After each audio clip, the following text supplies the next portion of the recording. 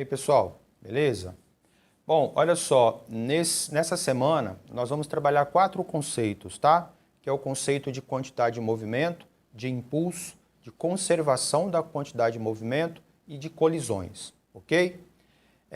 Vocês vão perceber a linha de raciocínio para definições dessas 4 grandezas, ela segue muito o raciocínio que nós tivemos lá para trabalho e energia. Então vocês vão ver que há muita similaridade no raciocínio para fazer as definições, tá?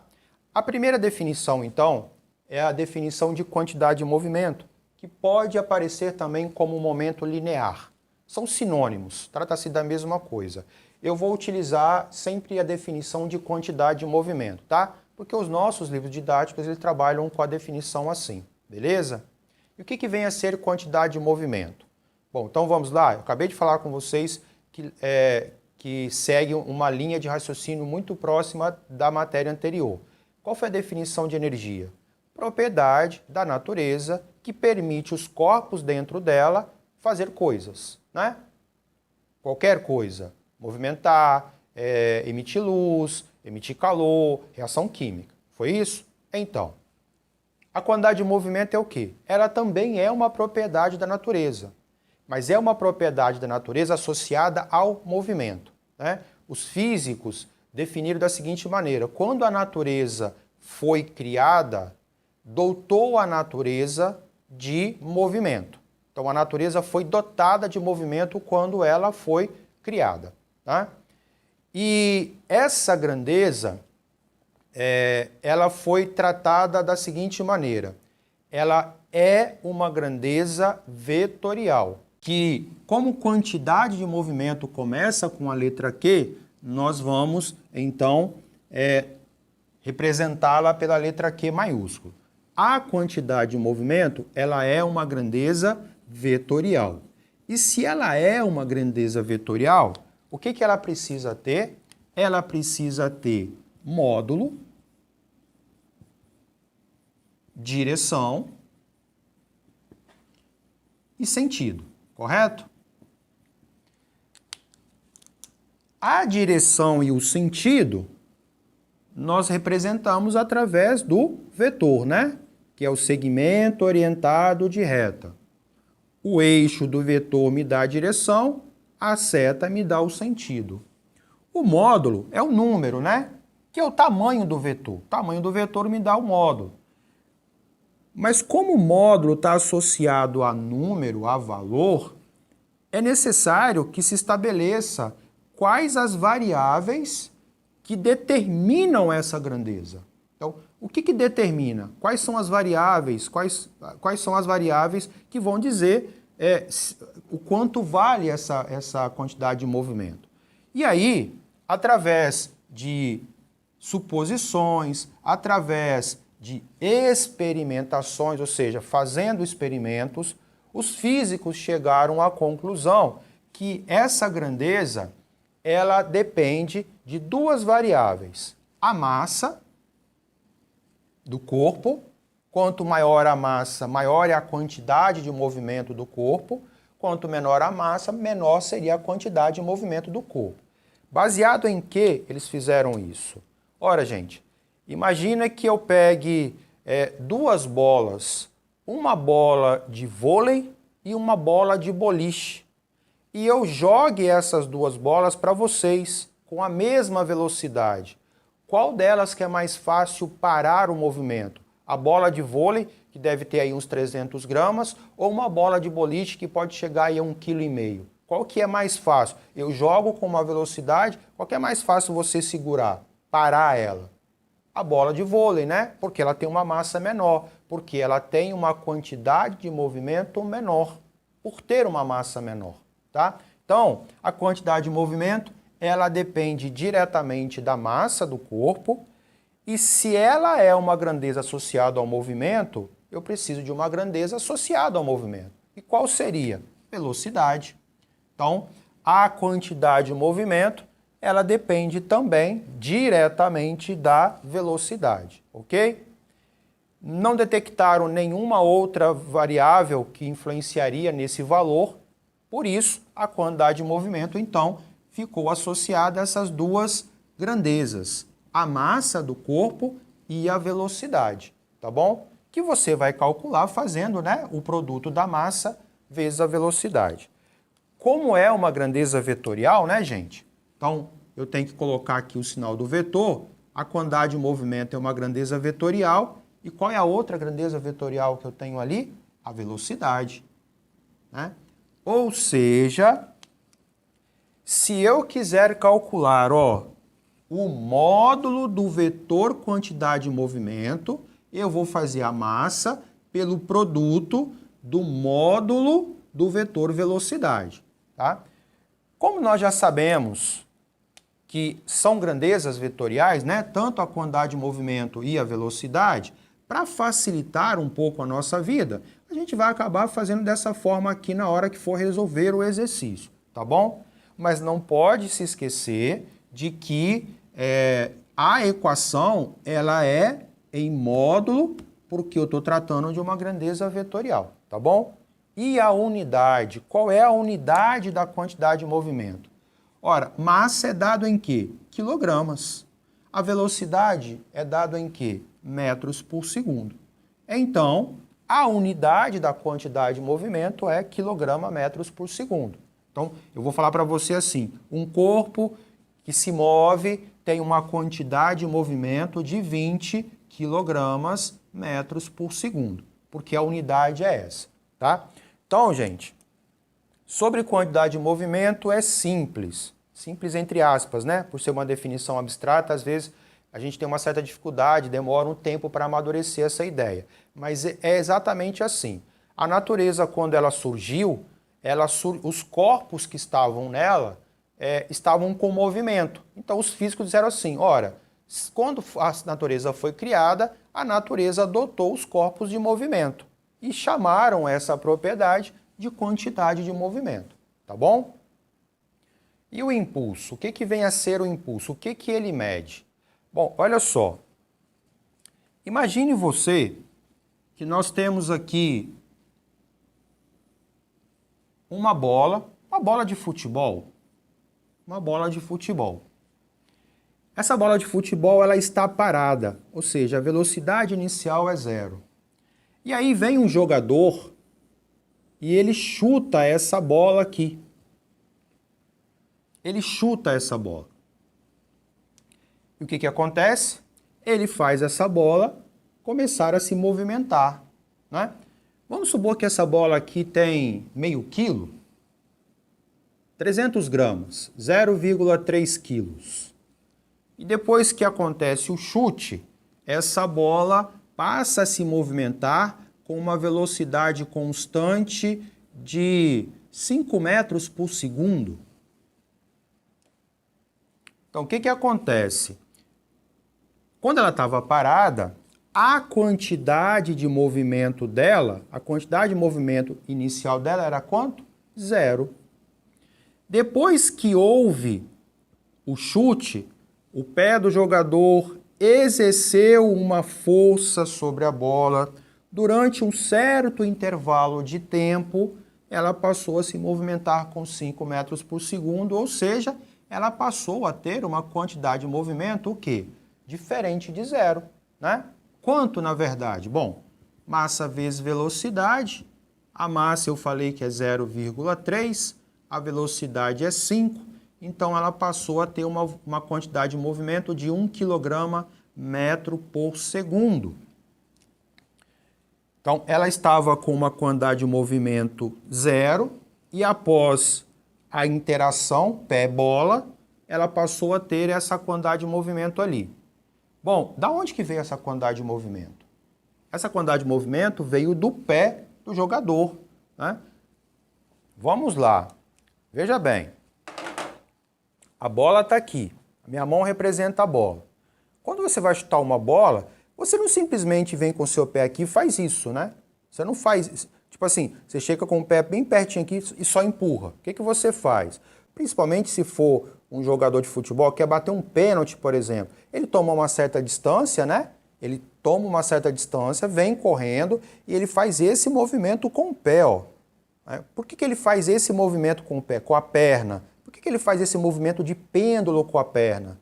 Ele faz esse movimento para que os músculos transfiram quantidade de movimento para a perna. Então, a perna e o pé têm uma quantidade de movimento e quando acontece o choque, quando acontece ali a interação, o pé vai transferir boa parte da sua quantidade de movimento para a bola. Então, o que houve aqui, na verdade, foi uma transferência de quantidade de movimento do pé para a bola, tá? Exercendo essa força por um certo intervalo de tempo, tá bom? Ou seja,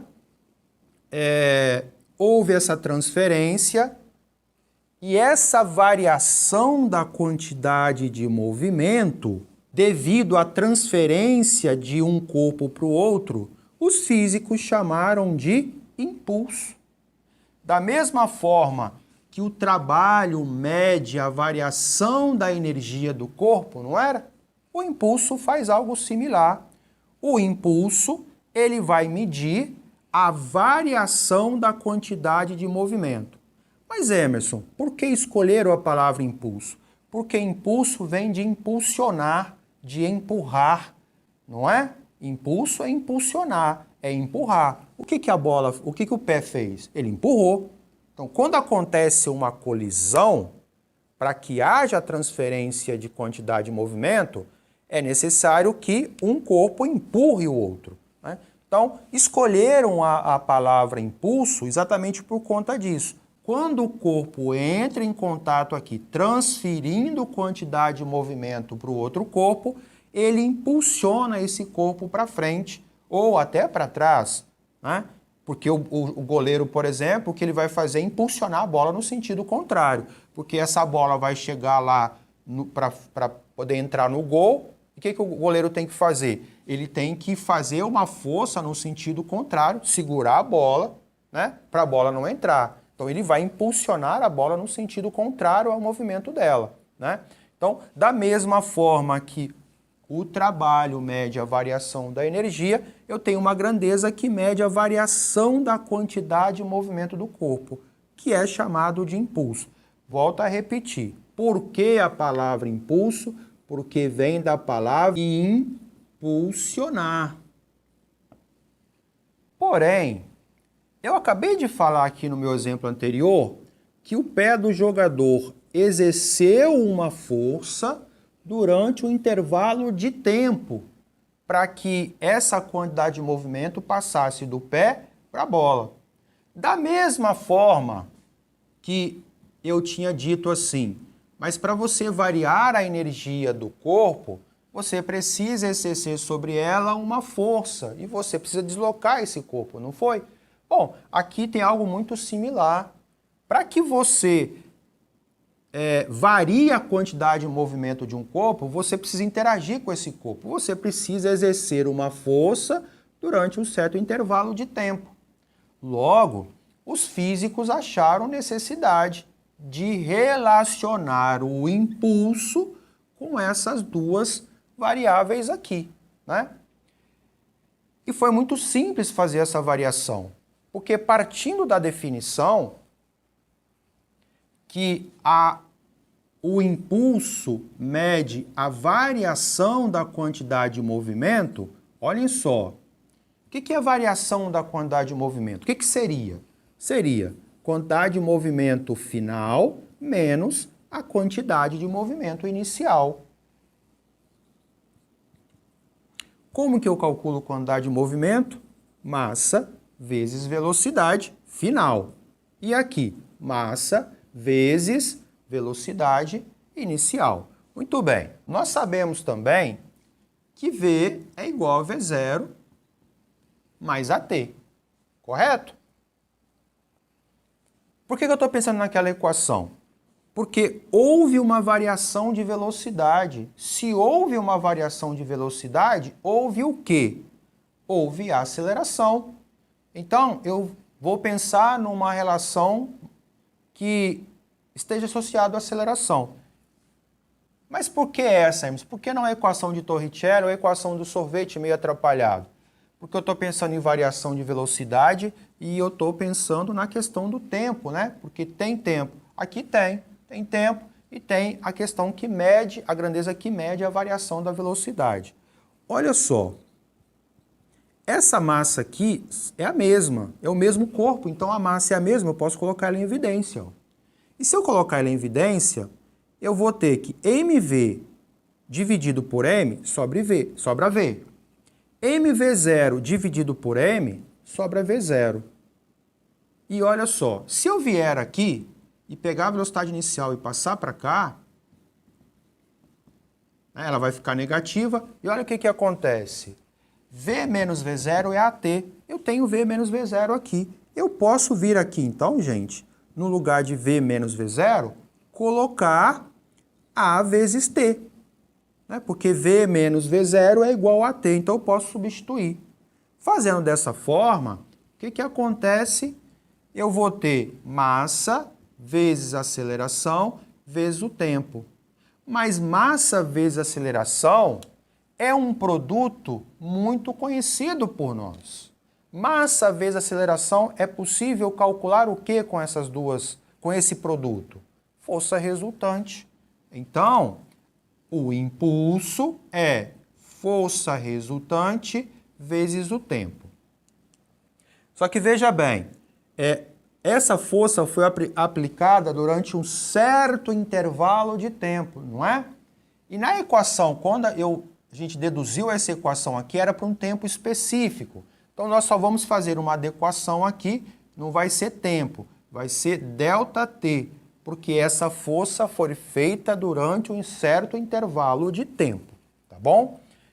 Logo, existe uma outra equação, além dessa, impulso, média, variação da quantidade de movimento, eu tenho uma outra relação matemática que associa essa variação da quantidade de movimento com a força e com a variação do tempo, com o tempo de aplicação da força. Então, eu tenho duas equações que podem ser usadas para calcular a quantidade de movimento. Ou, desculpa, que pode calcular o impulso.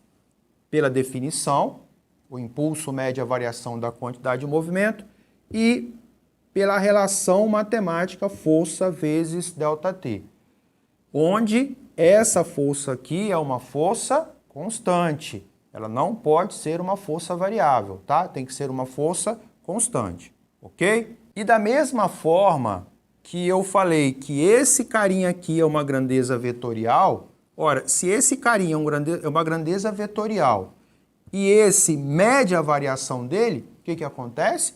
O impulso também é uma grandeza vetorial. Tem que ter módulo, direção e sentido, tá bom? E aí tem um detalhe, né? Lembra lá do trabalho? Trabalho é força vezes deslocamento, mas o que eu falei com vocês sobre essa equação?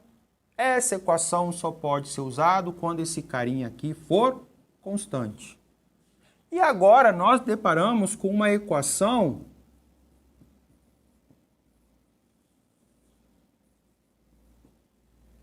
que também tem força. E da mesma forma lá no trabalho, que aquela força é constante, essa aqui também é.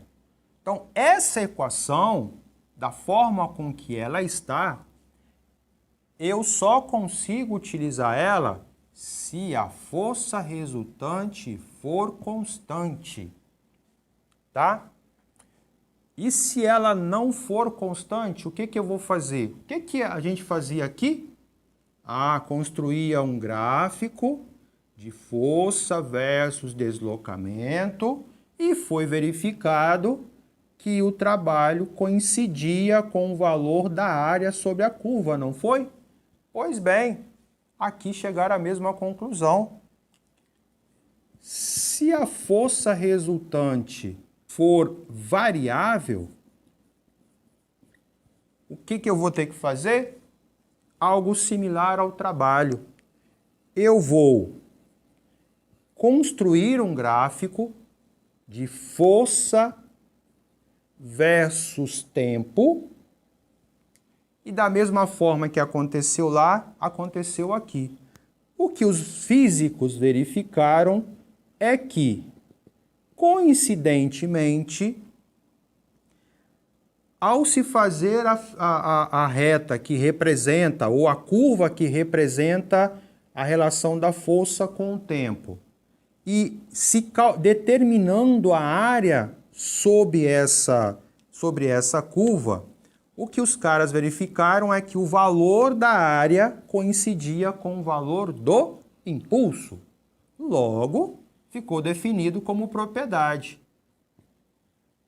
Para uma força variável, para um gráfico de força versus tempo, o impulso é numericamente igual à área sobre a curva, tá? Da mesma forma que o trabalho, eu vou pensar aqui, tá? Se por acaso você tiver um gráfico que está na parte negativa, né? Você tem lá um gráfico de força versus tempo, e aí você tem aqui uma parte, na parte negativa, tem que lembrar que aqui o valor tem que ser negativo. Mas como assim, Emerson? Impulso negativo? Sim, impulso negativo.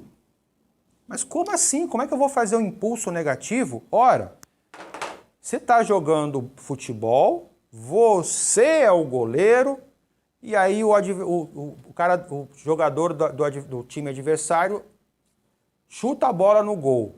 Ora, para você segurar a bola, para você não deixar fazer gol, o que você vai ter que fazer? Ó, a bola está vindo, você tem que pegar a bola e fazer com que ela pare, né? Ou seja, ela tinha quantidade de movimento, na hora que bateu na sua mão, o que você vai fazer? Você vai retirar essa quantidade de movimento dela. De que jeito? Exercendo o impulso no sentido contrário. O impulso negativo é quando você faz uma força no sentido contrário ao movimento, tá? Da mesma coisa que acontece lá com o trabalho. Quando a força é no sentido contrário ao deslocamento, ele é negativo, né? O impulso também vai ser negativo, o valor dele vai ser negativo quando a força que você estiver aplicando vai estar no sentido contrário, porque nesse caso a força vai fazer o quê? Vai retirar a quantidade de movimento do corpo. Bom, vamos lá agora para a conservação da quantidade de movimento. O que é a conservação? O próprio nome já está dizendo, né? Eu já até citei o que foi verificado, que da mesma forma que a energia se conserva, a quantidade de movimento também se conserva, né? Por exemplo,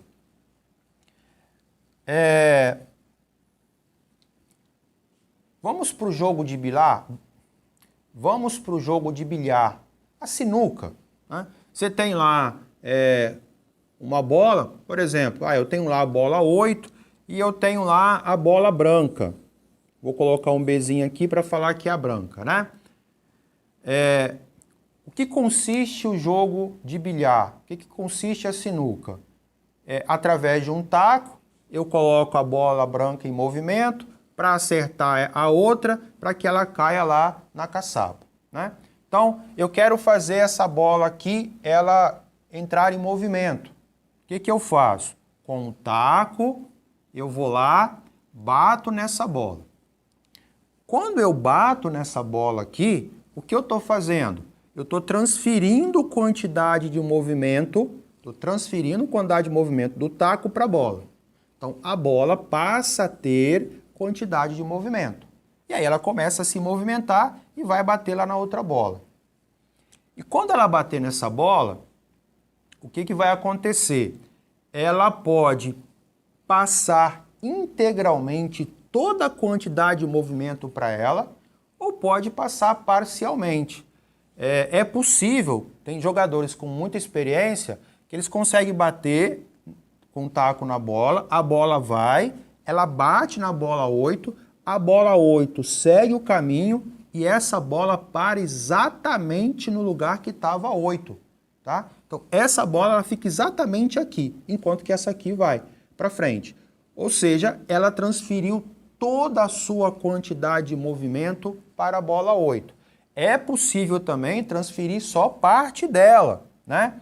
Por exemplo, aqui eu coloquei como se você estivesse vendo de lado, né? Vamos imaginar que você está vendo a mesa de sinuca de cima, né? Aí tem uma caçapa aqui, tem uma aqui no meio, tem outra aqui também e aqui também. E aí você está com a seguinte situação. Tem uma bola que você precisa encaçapar que está aqui, né? Tem uma outra bola que está por aqui assim, e você está com a bola branca por aqui. Eu vou fazer ela de preto agora. Então, aqui está a bola 6, aqui está a bola 4 e aqui está a bola branca, que é a que você usa para encaçapar as outras. Então, olha só, o objetivo do jogo é você colocar todas as suas bolas na caçapa. Então, o que você vai fazer? Você vai arrumar um jeito de jogar essa bola branca lá, para que ela caia na caçapa, e essa bola branca parar numa posição que você já consiga matar essa aqui, né? Que você consiga encaçapar essa aqui. Então, você faz alguma forma para que essa bola venha, bata, e qual seria a melhor posição para a bola branca parar para você ter a chance já de matar essa aqui? Provavelmente por aqui assim, ó. Porque se ela parar aqui, você dá um totozinho nela, essa bola consegue cair aqui. Então, olha só, nessa situação aqui, você vai bater na bola de tal maneira que na hora que ela bater na bola 6, ela vai se movimentar um pouco para cá, bem devagarzinho e uma distância pequena.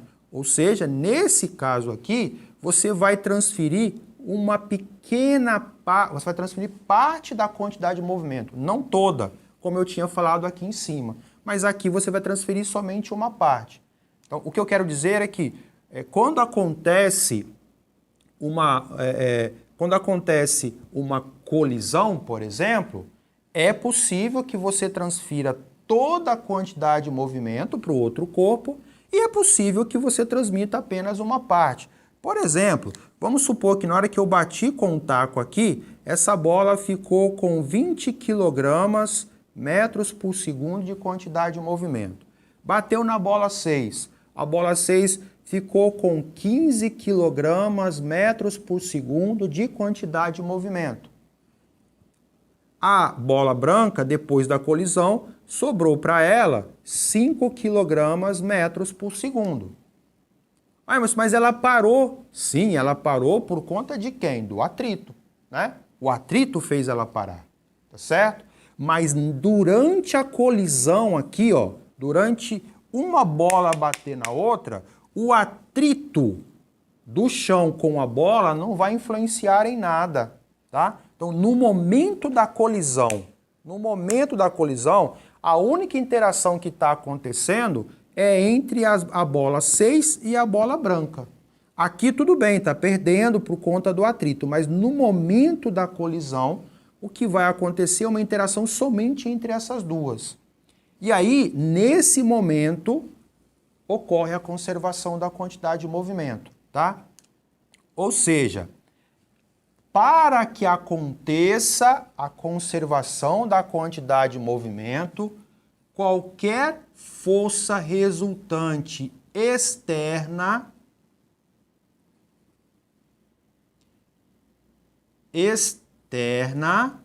ela é zero. Então, se eu tenho um conjunto de corpos que estão interagindo entre eles, se não houver, ou se houver a força resultante externa, mas se o somatório der zero, o que vai acontecer? Haverá conservação da quantidade de movimento. De novo, ó, para ficar bem claro, aqui tem força externa atuando na bola, que é o atrito. Mas quando chega ali, a bola 6 está parada. Eu vou pegar o pincel azul. A bola 6 está parada, a bola 8 está vindo. Aqui está tendo força externa, né? Do atrito da bola com a mesa lá. Mas a hora que acontece aqui, ó, a colisão. Na hora que acontece a colisão, no momento da colisão, essa bola é como se ela não estivesse saindo do lugar, né? Porque aconteceu a batida ali. Então, o atrito não está atuando mais, porque as duas bolas, no momento da colisão, vamos pensar assim, elas param momentaneamente, né? E aí, aqui só está tendo interação entre as duas. As forças que estão atuando são forças entre elas. Não tem ninguém do lado de fora atuando. Dessa forma, eu considero que a força resultante externa, escrevi externa, mas é externa, é zero. A condição é essa, tá? Mas, Emerson, como que eu vou saber que a força externa vai ser zero? Da mesma forma que nós resolvemos exercícios das leis de Newton, nós resolvemos exercícios de energia, o exercício vai te falar. Desprezando a força de atrito, não tinha assim? Calcule a aceleração do corpo desprezando o atrito entre o bloco e a superfície. Calcule a energia final desprezando qualquer forma de atrito. Calcule a velocidade da bola após a colisão, considerando que a força resultante externa é zero. O exercício vai te falar, certo? Bom, ok. Entendi essa parte, Emerson. E daí? Bom, vamos lá. Eu sei que impulso mede a variação da quantidade de movimento, ou seja, que impulso é quantidade de movimento inicial menos a quantidade de movimento final, mas eu sei também que matematicamente o impulso pode ser determinado fazendo força resultante vezes o tempo. Então eu posso substituir aqui embaixo, ó, força resultante vezes o tempo, quantidade de movimento inicial, quantidade de movimento final. Essa força aqui é uma força externa, porque é ela que vai fazer o quê? Impulsionar o corpo. Então, essa força aqui é uma força externa. Se o sistema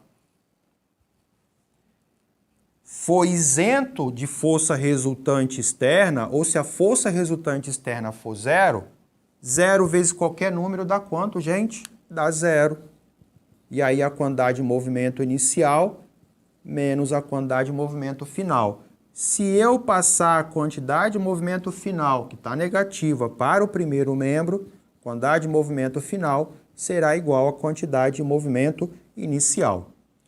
Ou seja, quando eu tenho um sistema que está isento de forças externas, a quantidade de movimento final é igual à quantidade de movimento inicial, ou se você quiser, a quantidade de movimento inicial é igual à quantidade de movimento final. Da mesma forma que a gente trabalhou com energia, né? Energia mecânica inicial é igual à energia mecânica final.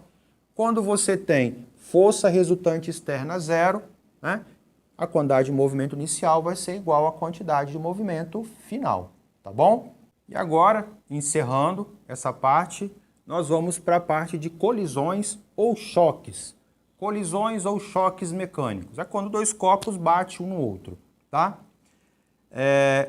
Nesse caso, o que eu tenho que pensar é o seguinte, nós vamos ter dois tipos de colisões. As colisões que nós chamamos de elásticas e as colisões que nós chamamos de não elásticas. E eu preciso saber a característica de cada uma. Então, colisão é quando dois corpos batem um no outro, tá? E aonde você vai ter aí transferência de quantidade de movimento de um corpo para o outro. Em ambas as situações, a quantidade de movimento ela tem que ser conservada.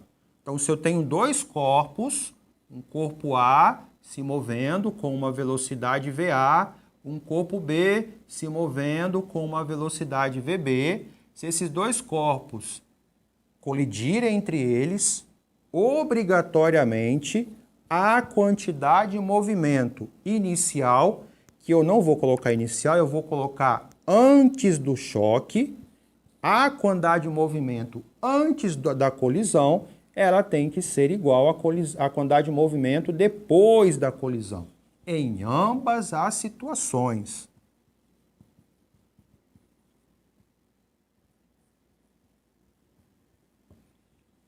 Então, numa colisão elástica e numa colisão não elástica, a quantidade de movimento se conserva. Emerson, peraí. Mas o que significa colisão elástica e não elástica? Muito bem. Colisão elástica é aquela em que dois corpos colidem, sofrem deformação e depois eles conseguem se restituir. Eles conseguem voltar ao seu formato original. Então você imagina duas bolas, ó, elas foram, ó, sofreram deformação e aí depois elas fazem isso aqui e voltam a ficar completamente esféricas. Isso é uma colisão elástica. É quando os corpos, eles colidem, eles sofrem colisão, eles sofrem deformação, mas depois eles conseguem se reconstituir no seu formato inicial. Então, isso é uma colisão elástica. Então, todas as bolas de futebol, vôlei, basquete, handebol, elas foram feitas para sofrer colisões elásticas dela com o pé ou com a mão do jogador, né? Uma bola de beisebol é a mesma coisa, ela foi feita para sofrer uma colisão elástica. Ela pode até sofrer a deformação, mas ela volta ao seu formato original, inicial antes da colisão, tá? Então, isso é uma colisão elástica, é quando o corpo consegue se restituir. E a colisão não elástica ou inelástica? A gente também pode usar a expressão colisão inelástica. Uma colisão inelástica ou não elástica é aquela em que o corpo sofre a deformação, mas ele não consegue voltar 100% naquilo que ele estava. Então ele deforma e fica deformado. Um exemplo, pega um ovo, mais ou menos dessa altura aqui, solta. Ele vai cair e vai colidir com o chão. O que ele vai fazer? Vai quebrar. Ele vai quebrar e não vai voltar ao seu formato inicial. Ou seja, ele sofreu uma colisão inelástica. Dois carros que batem de frente, ele sofre uma deformação e ele não consegue voltar sozinho, né? Ele não bate lá e depois ele desamassa sozinho. Você tem que levar na oficina de lanternagem para poder consertar o amassado, né? Mas ele não volta sozinho. Então, nós dizemos que ele é uma colisão inelástica ou uma colisão não elástica, né? Mas independente se ela é elástica ou inelástica, a conservação da quantidade de movimento é mantida. O que vai mudar é a conservação da energia cinética. Numa colisão elástica, a energia cinética antes da colisão será igual à energia cinética depois da colisão. Na inelástica, não. A energia cinética antes da colisão será diferente da energia cinética depois da colisão. A verdade é que a energia cinética depois da colisão sempre vai ser menor do que a inicial. Então eu posso inclusive fazer assim, que a energia cinética depois da colisão sempre vai ser menor do que a energia cinética de antes da colisão. Por quê? Porque nesse caso aqui, parte da energia cinética foi usada para causar a deformação, para realizar trabalho. Então, parte da energia cinética aqui usou, por exemplo, no caso do carro, para que ele sofresse essa deformação. Então, se gasta energia para você amassar um carro, para você amassar alguma coisa. Então, parte dessa energia foi usada para isso, tá? Como que eu vou saber se a colisão que aconteceu, ela foi elástica ou inelástica? Através dessa grandeza aqui, o coeficiente de restituição, que nós representamos pela letra E, tá bom? Vai representar pela letra E. Se o coeficiente de restituição for igual a 1, colisão elástica. Se o coeficiente de restituição for igual a 0, inelástico. Inelástico. A colisão é inelástica. Se o coeficiente de restituição tiver entre 0 e 1, parcialmente inelástico.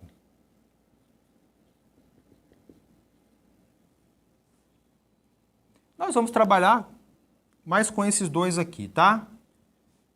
Então, como que eu vou definir? Foi elástico ou inelástico?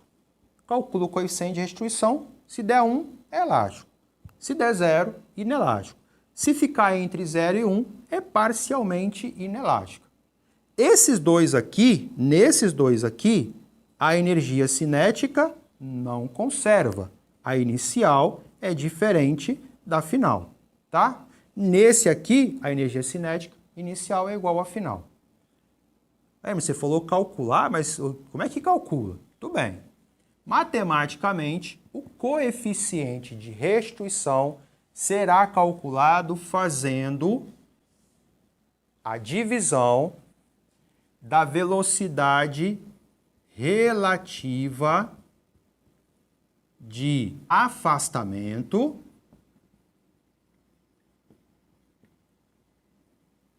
pela velocidade relativa de aproximação.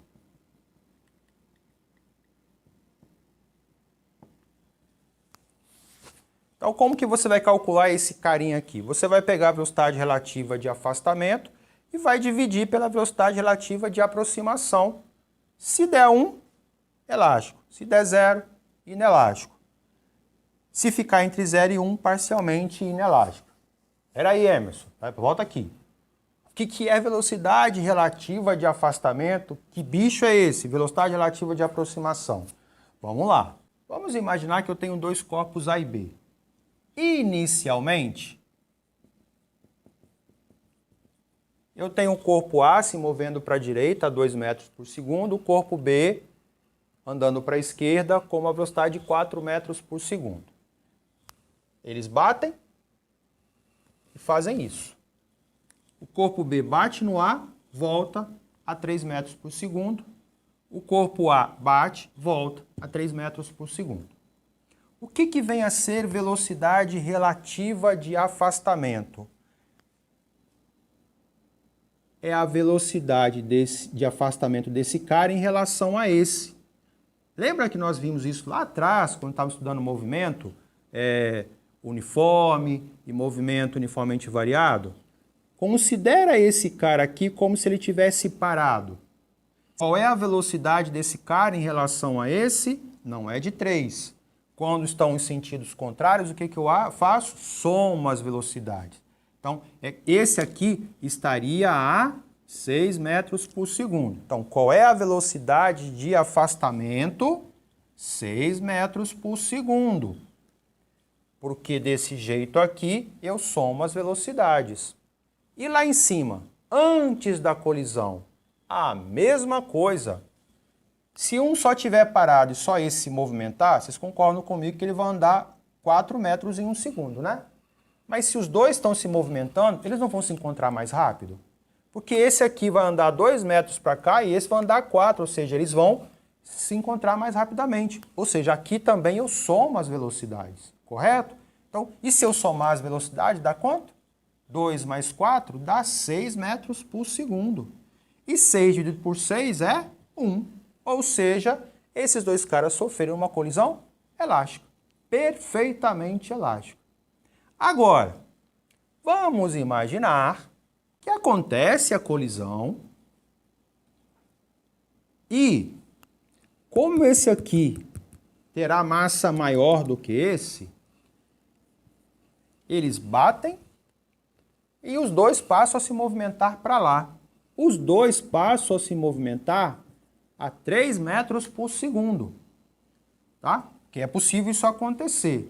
Não é não, Emerson? Não é não? Imagina você parado aqui na minha frente, parado. Não. Imagina você aqui na sala não, ali no corredor, no corredor.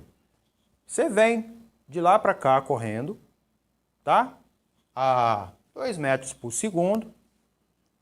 E eu chamo um jogador de futebol americano, 2,20 metros, 150 quilos, correndo daqui para lá, a 3 metros por segundo. E vocês dois vão bater um no outro. Você acha que se você bater no jogador, que é um monstro, né? 2,20 m de altura, 150 kg, bater em você. Você acha que vocês dois vão bater assim e você faz isso e o outro não? Não, não, não. Ele vai bater e vai levar você junto, não é? Então, vai junto. Eu estou colocando dessa forma aqui para que vocês possam entender, né? Mas, porque as velocidades poderiam ser até diferentes aqui, né? Mas eu quero colocar elas iguais para chegar à seguinte conclusão. Se os dois estiverem se movendo depois da colisão para lá, ambos a 3, qual é a velocidade desse cara em relação a esse? Se esse está andando a 3 e esse está andando a 3, ele vai ficar mais distante? Ele vai ficar mais próximo? Não. Ou seja, a velocidade desse cara em relação a esse é 0.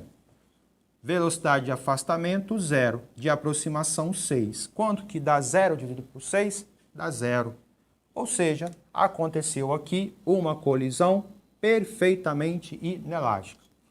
Emerson, ainda não consegui enxergar na prática como que seria isso.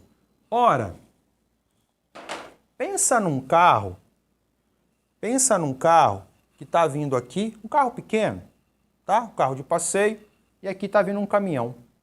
Está vindo um caminhão. Ele vem, bate. O que vocês acham que vai acontecer? O caminhão, por ter uma massa muito maior, ele vai pegar o carro e vai empurrar o carro para lá. Eles vão grudar um no outro e vão, né? Seria um exemplo disso, né? De uma colisão perfeitamente inelástica. Os dois começarem a se mover para o mesmo sentido, tá? Então, é dessa forma que você vai fazer velocidade relativa de afastamento e velocidade relativa de aproximação, tá? Você vai fazer literalmente o que nós já fizemos atrás, né? Em sentidos opostos, seja na aproximação ou no afastamento, você vai somar as velocidades. Se os dois estiverem andando para o mesmo lado, você vai subtrair as velocidades. E aí você calcula o coeficiente de restituição e determina se a colisão é elástica, inelástica ou parcialmente inelástica. Beleza?